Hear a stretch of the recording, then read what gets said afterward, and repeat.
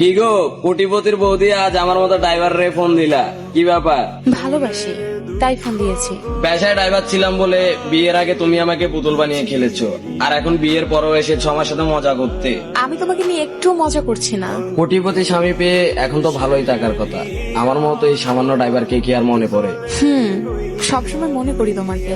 কথাটা মিথ্যে, তাই মানতে পারলাম না। আমি একটু মিথ্যা বলছি না। যাই হোক, সুখে থেকো স্বামীর সাথে, দোয়া রইল তোমার জন্য। আমি একটু সুখে নেই। আচ্ছা, তুমি কেমন আছো? কোটিপতি স্বামী পেয়েও বলছো সুখে নেই, তাহলে আর কি পেলে তুমি সুখী হবা? যাই হোক, আর আমার কথা বলছো, তুমি তো জানো তুমি চলে যাওয়ার পর আমি কেমন থাকি, ঠিক তেমনই আছি। ভালো লাগছে না আমার। সত্যি করে বলো না, কেমন আছো? আমি কি কখনো তোমার সাথে মিথ্যে কথা বলেছি? না। মাদকটা হাতে নিয়ে নিকোটিনে নিজেকে পুড়িয়ে অনেকটাই ভালো আছি। তুমি ওইসব কবে থেকে খাও? তুমি চলে যাওয়ার পর বেঁচে থাকার ইচ্ছাটাই মরে গেছে। ভাবলাম আত্মহত্যাও মহাপাপ, বেঁচে তো থাকতে হবে। সেদিন থেকে আমার ভিতরগত জুড়ে এই মাদকের বসবাস হয়ে গেছে। আমি জানি এখন আর তুমি আমাকে বিশ্বাস করবে না। কেন? নিজের থেকেও তো বেশি বিশ্বাস করেছিলাম আমি তোমাকে, তাহলে আজ কিভাবে বললাম আমি তোমাকে বিশ্বাস করব না? তুমি কি আমাকে এখনো ভালোবাসো? এখন কি আমাকে বিয়ে করতে চাও?